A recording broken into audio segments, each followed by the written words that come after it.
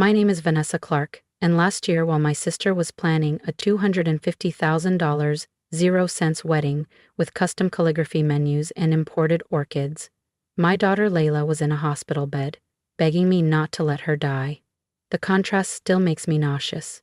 White gowns, champagne fountains, drone videographers, all while I was racing between my night shift at the diner and the pediatric ICU, praying the insurance company wouldn't deny her latest treatment. They did. Of course they did. Experimental, they said. Unproven. But it was her last hope. A specialized trial at a private clinic that had shown miraculous results in kids with her condition. $168,000 0 cents out of pocket. Due up front, no payment plans, no options. And no one in my family who cared enough to even ask what Layla's doctors were saying. Because in their eyes, I was still the poor sister, the one who chose to keep a baby after her fiancé left, the one who wasted her potential on motherhood and minimum wage. They didn't see Layla's smile after chemo. They didn't see how she drew little stars on her IV bags or named her wheelchair Comet. They just saw the old version of me. Vanessa the disappointment, the dropout, the cautionary tale. So when I asked my family for help, just once, just long enough to save my daughter, I didn't expect them to cheer. But I didn't expect them to say no so quickly either. It's just not a good time, my mother said. Your sister's wedding is already so expensive. Maybe there's a GoFundMe or something, my future brother-in-law offered. People love stories like this. Stories like this. That sentence hit harder than any bill. They wanted me to make Layla a viral tragedy instead of reaching into their own deep pockets. But here's the thing about desperation. It sharpens you. Turns embarrassment into fire, turns pain into fuel, and I was done being the one they whispered about. I told them I understood. I smiled through it. I walked out of that family meeting with a nod and a thank you. Then I made a decision. If they wouldn't help me, I'd find someone who would, or I'd become someone who could. That night, I took out my notebook, not a vision board, a war plan. Names, companies, former contacts, anyone I'd ever met who owed me a favor or admired my tenacity. I started pitching, writing, selling, not just Layla's story, but skills I hadn't used in years. Copywriting, grant proposals, local advocacy work, and slowly something started to shift. I landed a freelance gig rewriting a nonprofit's entire web campaign, then another, then a contract with a pediatric foundation. It wasn't magic. It was rage, focus, and 3 a.m. emails while Layla slept. I turned our tiny apartment into a war room. Bills on one wall, leads on the other, hope tucked in between. All while the wedding countdown ticked on. My sister's Instagram was filled with champagne tastings and gown fittings. Meanwhile, I was trying to decide if I could skip another electric bill to cover Layla's new prescription. And through it all, I kept one sentence at the front of my mind. They had money. They just didn't want to save her. That kind of rejection doesn't break you. It hardens you, and it makes you ready for the day they come back. Because deep down, I knew they would, not because they wanted to, but because one day they'd need something only I could give, and when that day came, I wouldn't be asking for a seat at their table. I'd be flipping it. I didn't have time to grieve the rejection because Layla's condition didn't pause for heartbreak. And the bills didn't stop just because her grandmother said it was bad timing. I started waking up at 4 a.m., not because I had to, but because that's when the worry got too loud to ignore, and the only way to silence it was to work. I'd write grant copy before the sun rose, send proposals before the city had even rubbed the sleep from its eyes, and then clock in for a full shift pouring coffee for people who never looked me in the eye. I wore the same tired uniform and smiled like it wasn't killing me slowly, knowing the tip I was chasing might only cover half of Layla's next round of meds. But I did it, because mothers like me don't get to quit. We survive in the margins, we build with splinters. We don't have the luxury of falling apart. And Layla, she never once complained. Even when the nausea hit so hard she couldn't hold down soup. Even when the kids at school stopped inviting her to birthday parties because it was too sad. Even when I had to tell her we might have to delay the treatment again. She looked at me with those big brown eyes and said, "It's okay, Mom. Maybe they're just saving a better spot for me." And I wanted to scream, not at her, At them, at the ones who called themselves family and still spent $15,000 0 cents on flower arrangements while my daughter learned how to fake a smile so she wouldn't make people uncomfortable. But screaming wouldn't save her. So I kept building. By February, I had a rhythm. 3 freelance clients, a part-time assistant, and a brand new opportunity I hadn't seen coming, a health tech startup that needed help with their patient advocacy messaging. I pitched myself with no fear, because desperation had burned the fear out of me, and they hired me on a retainer. It wasn't everything, but it was enough to start stacking hope. And with that hope came a new kind of energy. I started documenting the process, not for clout, not for pity, but because I wanted Layla to know one day exactly how hard I fought for her. I filmed myself working, posted snippets online, shared our story in small doses. I didn't ask for donations. I asked for attention. And soon it came. A niche parenting blog picked up the story, then a local station, then a regional paper. Suddenly, people started emailing, offering help, sharing connections. One woman from Seattle wrote, "My son had the same condition. I know that clinic. Let me make a call." It wasn't a miracle. It was movement. The day I got the call confirming Layla had been accepted into the trial with a partial waiver, I fell to the floor in the kitchen and cried for 10 minutes straight. I hadn't let myself cry in months, but this time it wasn't from fear, it was from relief. I called the clinic, scheduled the first session, packed Layla's favorite blanket, and we went. Not because my family helped, but because I stopped waiting for them to. And as I sat in that sterile white room holding her hand, I made myself a promise. This wouldn't just be the beginning of her recovery. It would be the beginning of my return. They thought I was the one who needed saving. But soon, they'd see, I was becoming the one with the power to save. The treatment center was quiet, clean, and cold in that way high-end clinics always are. Polished white floors, soft-spoken nurses, everything designed to say we're in control. But all I could feel was the terror of what wasn't. Layla clutched her stuffed bear, the one she'd had since her first hospital stay, and smiled up at me like this was just another adventure. I envied her courage. The procedure was complex, but the results, if it worked, could reset everything. Not a cure, but a fighting chance. We checked in, sat through intake, met with specialists, and then we waited. Every hour that passed felt like another weight pressing into my chest, but I didn't let it show. I made Layla laugh. We watched cartoons on my laptop. I braided her hair and told her stories about when I was little and used to believe the moon followed me everywhere. And when they finally wheeled her away, I kissed her forehead and whispered, "Don't be scared. I already did that part for you." I waited in the parent lounge for 4 hours.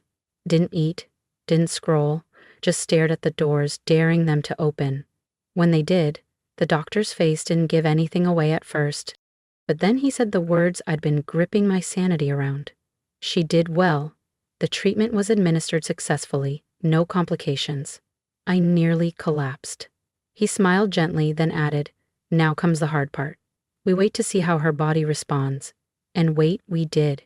The next several weeks were a blur of follow-ups, labs, side effects, and cautious optimism. I kept working the whole time. Nights were for writing copy, mornings were for pitching new clients. In between, I was feeding Layla smoothies, managing her nausea, and praying to a God I wasn't sure still listened. But slowly, we started to see changes. Her energy returned, she laughed more. She started drawing again, bright pictures of galaxies and rocket ships and smiling stick figure moms with capes. One night, she whispered, "I think the medicine's working, Mom." I hugged her tight. "I think so too, baby." But just as our life started tipping forward, my sister's wedding date finally arrived. I didn't get an invitation, not even a text. I saw it unfold on social media instead. Lavish flower walls, a champagne tower taller than Layla, designer gowns, a private estate overlooking the water. It was the kind of wedding people go into debt for. But they didn't have to, because our family paid. My mother posted a caption that said, "A day we'll never forget," and I stared at the screen, realizing something gutting and final. They didn't forget me, they erased me. My daughter nearly died, and they still chose photo ops over family. But I didn't cry. I didn't rage. I closed the app, shut the laptop, and called my accountant. I think we're ready to go full time, I said, because while they were busy celebrating an illusion, I had built something real. A business that paid my rent, a community that amplified my voice, and a daughter who was still alive, still laughing, still here. I wasn't jealous of their chandeliers or their ocean views. I pitied their smallness, because one day soon the storm they ignored would circle back around, and when it did, they'd come knocking, not for me, but because someone they loved would be in crisis, and I would be the only one with the tools to fix it. 2 months after the wedding, I was standing in the produce aisle comparing prices on organic apples when my phone buzzed with a number I hadn't seen in over a year. My mother's.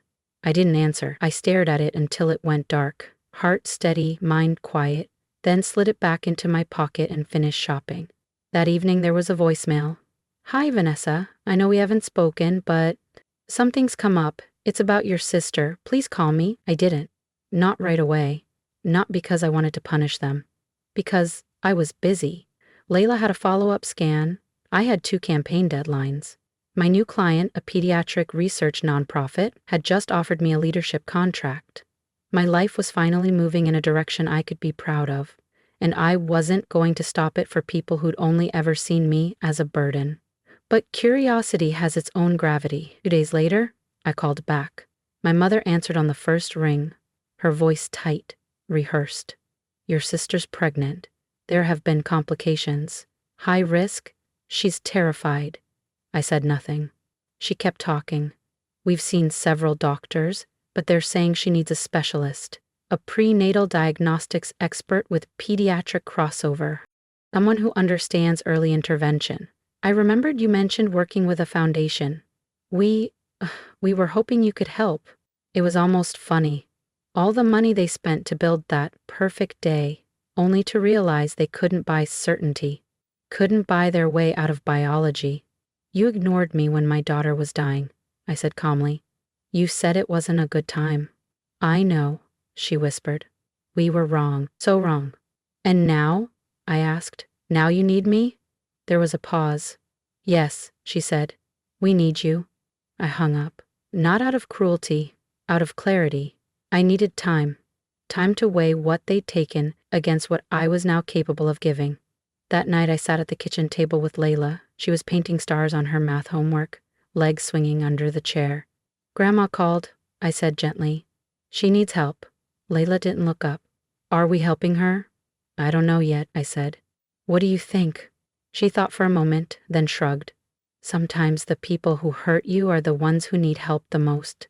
Doesn't mean they deserve it, but you can still choose." I stared at her, stunned by her softness, her grace. She was 10, and she already understood more than most adults. I sent an email to the head of the foundation that night, asked if they had a contact for the kind of specialist my sister needed. They did. 2, actually, both highly recommended. I forwarded the info to my mother with a single line, "Here's what you asked for. No promises beyond this." Within 20 minutes, she replied, "Thank you, truly." I didn't answer, not out of malice, but because this time the power was mine. I had nothing to prove anymore. I had already done what they wouldn't, and the irony wasn't lost on me, that in the end, it was the girl they called irresponsible, unstable, and unprepared who held the key to saving the golden child. Life has a funny way of returning what you put out, and sometimes it circles back with perfect symmetry. The specialist I referred them to wasn't just good, she was the best in the state. A pioneer in early intervention cases, the kind of doctor you didn't find through a Google search, but through whispered referrals from people who had once needed miracles. I knew because I had needed one too, and while I waited to hear whether they'd even acknowledge the gift I'd handed them, I focused on what still mattered. Layla. Her scans came back with promising news. Her white blood cell count was improving. The treatments were holding. Her energy returned in waves. First in small bursts, then with laughter, then with color in her cheeks that hadn't been there in months. It was working. She was getting better, and I was getting stronger. My company had grown beyond a freelancer's hustle. It was now a full-fledged consultancy. I had a team. Clients referred other clients. I hired 2 moms I met during Layla's early chemo days, both brilliant, both overlooked in their former careers. We built something resilient. And we built it quietly. No family handouts, no favors, just focus. Meanwhile, my sister's pregnancy complications deepened. I found out not through updates from my mother, but from a DM. Savannah, my sister's best friend, messaged me late one night. I just want to say, I know what you did. That referral saved her baby's life. The doctor caught something no one else had seen. I stared at the message. It felt like confirmation of something I didn't need but had silently hoped for. That what I'd done mattered. That all the silence from my family didn't erase the impact. I replied simply, I'm glad she's okay. That was it. I didn't expect gratitude. I didn't expect public acknowledgement. I'd stopped needing that the day they left me standing in a hospital hallway alone. A week later, I received an email from my father. Subject line, just a note. The body was 3 lines. I know I failed you in more ways than I can count. What you did for your sister. We'll never forget. I'm sorry we weren't there when it mattered. If you ever want to talk, I'll listen. I didn't respond. Because I no longer lived in the space of waiting to be heard. I had already said what needed to be said. Not in words, but in actions. And nothing speaks louder than rising while everyone else turned away.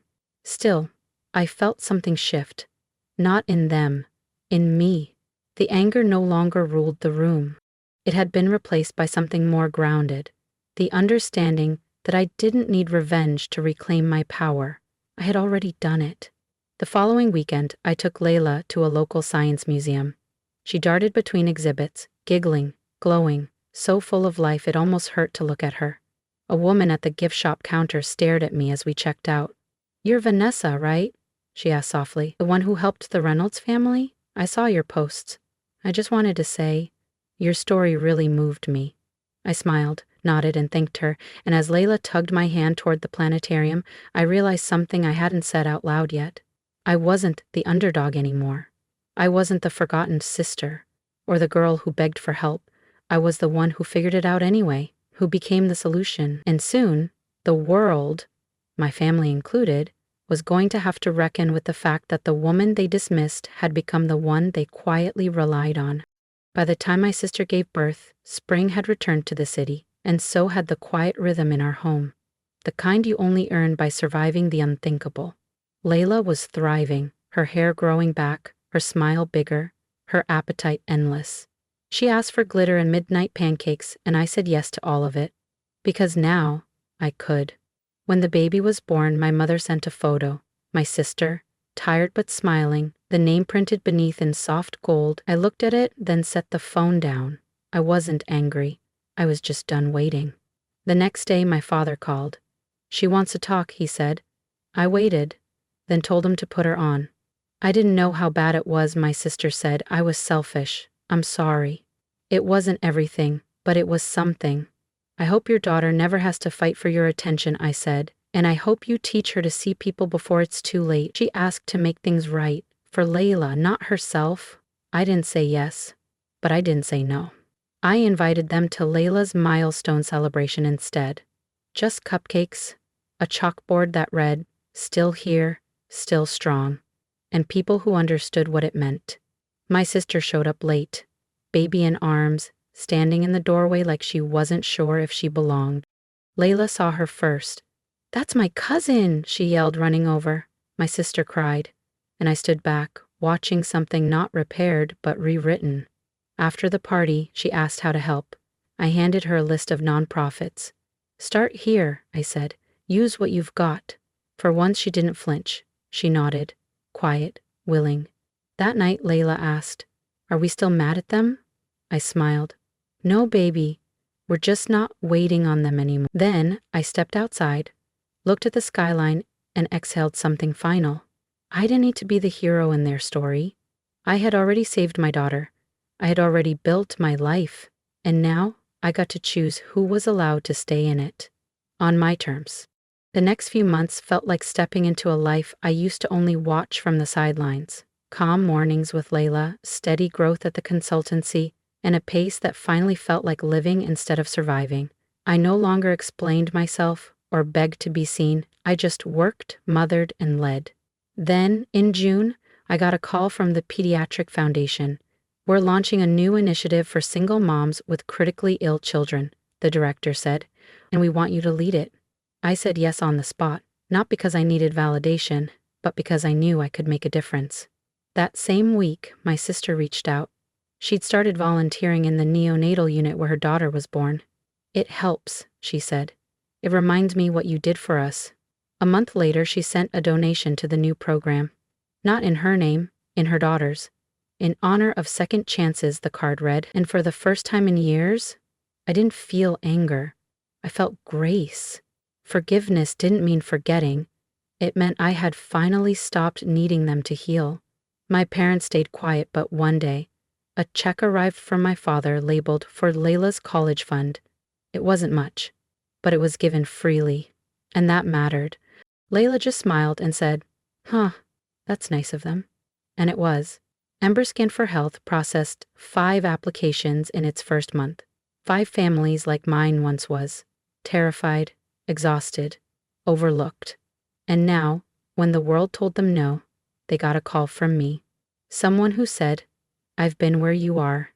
Let me help." At the end of summer, we held our first fundraiser. No tuxedos, no chandeliers, just real people, real stories.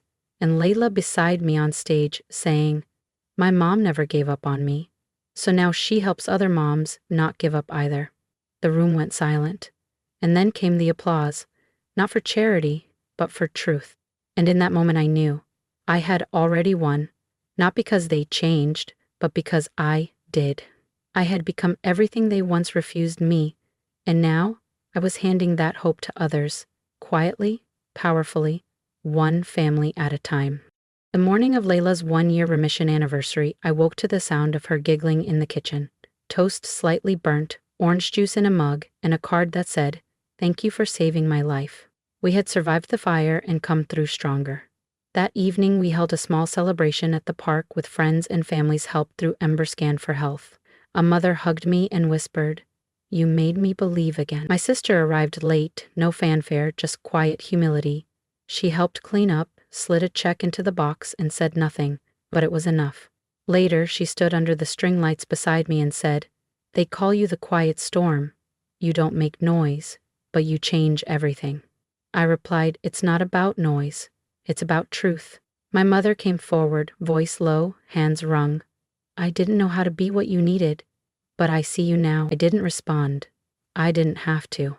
She'd finally said it first. That night, Layla asked, "We're okay now, right?" I kissed her forehead. More than okay. Because I wasn't standing in their shadows anymore. I was the one they called when everything broke. They spent $250,000, 0 cents, on a wedding and turned their backs on us, but when their perfect world cracked, they came back. To me, and I helped. Not because they deserved it, but because I had become the kind of woman who didn't need revenge to prove her worth. Now I lead a program that saves lives. I raise a daughter who believes compassion is strength. I no longer need to be seen because I see myself. I carry purpose, not bitterness. And I move through life not with vengeance, but with power. If you've ever been cast aside, dismissed, or quietly disrespected, remember this. You are not their leftover. You are your own origin story. Build what they refused to give you. Become what they said you weren't. And when they come back needing what only you can offer, rise. Not with rage, but with resolve. If this story reached something in you, leave a comment. Tell me what you've survived, what you're still building. And if no one has told you yet, your time is coming. Like, comment, subscribe, because this isn't a story about being saved. It's a story about becoming the one who saves.